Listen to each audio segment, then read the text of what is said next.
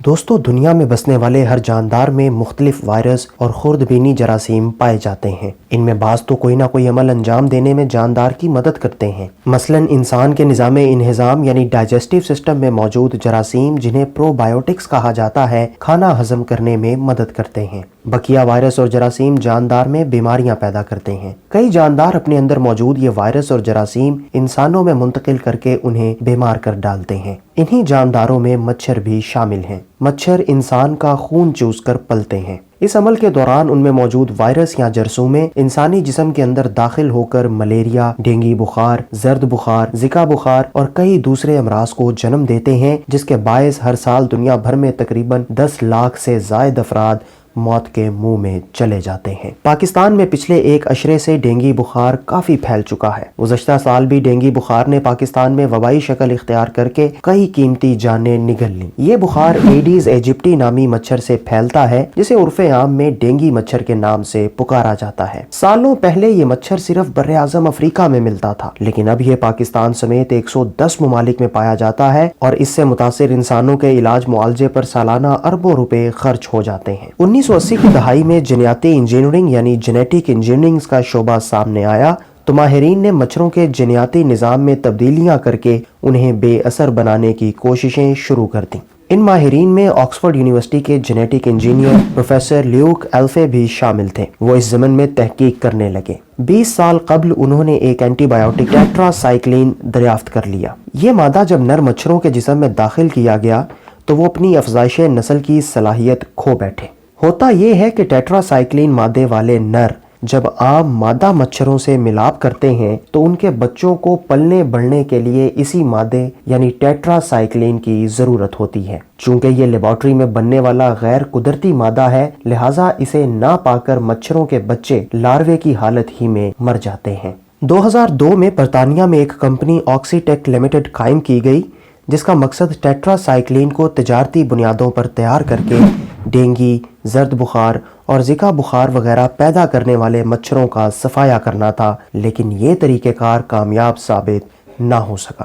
وجہ یہ تھی کہ ٹیٹرا سائیکلین کے حامل نر مچھروں کے مر جانے پر عام نر مچھروں نے ان کی جگہ لے لی، یوں بیماری پیدا کرنے والے مچھر ختم نہ ہو سکے۔ انہی دنوں پروفیسر اسکاٹ آنیل بھی خطرناک مچھروں کے خاتمے کے لیے تحقیق و تجربات میں مصروف تھے۔ وہ آسٹریلیا کے شہر میلبرن میں موناش یونیورسٹی سے وابستہ ہیں۔ 2002 میں آخرکار انہوں نے دریافت کیا کہ ولباکیا پپائنٹس نامی جرثومے انسانی صحت کے لیے خطرہ بن جانے والے مچھروں کو بے اثر کر سکتے ہیں۔ دوستو، دنیا میں پائے جانے والے 60% کیڑے مکوڑوں میں ولباکیا جراثیم موجود ہوتے ہیں، مگر یہ ڈینگی، زرد بخار اور زکا بخار پیدا کرنے والے مچھروں میں نہیں پائے جاتے۔ پروفیسر اسکاٹ کو خیال آیا کہ اگر یہ جراثیم ان مچھروں میں داخل کیے جائیں تو کیا ہوگا۔ یہی جاننے کے لیے انہوں نے لیبارٹری میں تجربہ کیا اور یہ تجربہ حیرت انگیز ثابت ہوا۔ تجربے میں جن مچھروں کے بدن میں ولباکیا جراثیم داخل کیے گئے وہ اپنی بیماری پھیلانے والے وائرسوں سے محروم ہو گئے، یعنی ولباکیا جراثیموں نے ان وائرسوں کو بے اثر بنا دیا جو انسانوں کے اندر پہنچ کر موذی بیماریاں پیدا کرتے ہیں۔ یہ ایک اہم انکشاف تھا۔ اس سے یہ ثابت ہو گیا کہ ولباکیا جراثیم ہونے کے باوجود مچھروں کے ذریعے پھیلنے والی خطرناک بیماریوں کے خاتمے میں انسان کی مدد کر سکتے ہیں۔ مزید تحقیق و تجربات سے انکشاف ہوا کہ جب ولباکیا کے حامل نر مچھر ایسی مادہ مچھروں سے ملاپ کریں جن میں یہ جراثیم نہ ہوں تو وہ انڈے تو دیتی ہیں مگر ان سے بچے نہیں نکل پاتے۔ اسی طرح جب ولباکیا کے حامل نر اور مادہ مچھر آپس میں ملاپ کریں تو انڈوں سے بچے نکل آتے ہیں، مگر سب بچوں میں ولباکیا جراثیم موجود ہوتے ہیں اور یہ ان میں ماں باپ سے وراثتی طور پر منتقل ہوتے ہیں۔ اس کے علاوہ یہ انکشاف بھی ہوا کہ جب ولباکیا کی حامل مادہ مچھر ایسے نر مچھروں سے ملاپ کریں جن میں جراثیم نہ ہوں تو ان کے بچے پھر بھی ولباکیا جراثیم رکھتے ہیں۔ ان انکشافات سے ماہرین کو پتا چلا کہ اگر ڈینگی اور زرد بخار پیدا کرنے والے مچھروں میں ولباکیا جراثیم متعارف کروا دیے جائیں تو وہ ایسی اولاد جنم دیں گے جن میں ولباکیا موجود ہوں گے اور ان کی موجودگی کے باعث مچھروں کے انسان دشمن وائرس ختم ہو جائیں گے۔ یہی بات جان کر ماہرین نے فیصلہ کر لیا کہ ایسے مچھر وسیع تعداد میں تیار کیے جائیں جن کے جسم میں ولباکیا موجود ہوں۔ کئی سالوں کی تحقیق کے بعد بالآخر ماہرین نے ولباکیہ کے حامل نر اور مادہ مچھروں کا ایک جتھا تیار کر لیا۔ یہ جتھا 2016 میں انڈونیشیا کے دارالحکومت جکارتا کی ایک مضافاتی بستی میں چھوڑا گیا۔ اس بستی میں سینکڑوں لوگ ڈینگی بخار کا شکار تھے اور ہر سال یہ بیماری پھوٹ پڑتی تھی۔ مچھر چھوڑنے کے بعد ماہرین یہ اعداد و شمار رکھنے لگے کہ بستی میں ڈینگی کے مریض کم ہوئے یا نہیں۔ اس کے بعد 2018 میں برازیل کے ایک چھوٹے سے شہر نیڑی میں بھی ولباکیہ کے حامل مچھر چھوڑے گئے۔ پھر اسی سال ویتنام کے علاقے نہاٹرنگ میں بھی یہی تجربہ کیا گیا۔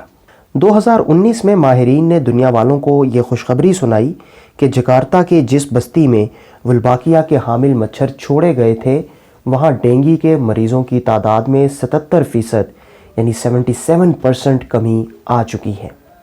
اسی طرح نیڑی برازیل اور نہاٹرنگ ویتنام کے علاقوں میں بھی مریضوں کی تعداد میں کمی آئی، جبکہ جن علاقوں میں ولباکیہ کے حامل مچھر نہیں تھے وہاں ڈینگی بخار بدستور پھیلتا رہا۔ ان کامیابیوں سے حوصلہ پا کر 2019 میں ماہرین نے حکومتوں اور مخیر لوگوں کے تعاون سے ایک عالمی پروگرام ورلڈ ماسکیٹو پروگرام کی داغ بیل ڈال دی۔ اس پروگرام کے ذریعے آغاز میں ان ملکوں میں ولباکیہ جراثیم رکھنے والے مچھر چھوڑے جا رہے ہیں جہاں ڈینگی، زرد بخار اور زکا بخار کا زور ہے۔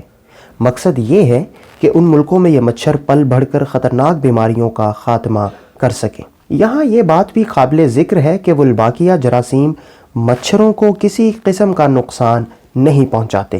اسی طرح ولباکیہ جراثیم انسانی جسم میں پہنچ کر ہمارے مدافعتی نظام یعنی امیونٹی سسٹم کے باعث بے اثر ہو جاتے ہیں اور یوں یہ ہمارے لیے بھی نقصان کا باعث نہیں بنتے۔ ان جراثیموں کی واحد خوبی یہ ہے کہ وہ ڈینگی، زرد بخار اور زکا بخار پیدا کرنے والے وائرسوں کو اپنا کام نہیں کرنے دیتے۔ یہ ایک حیرت انگیز معجزہ ہے جسے سائنس نے دریافت کر لیا۔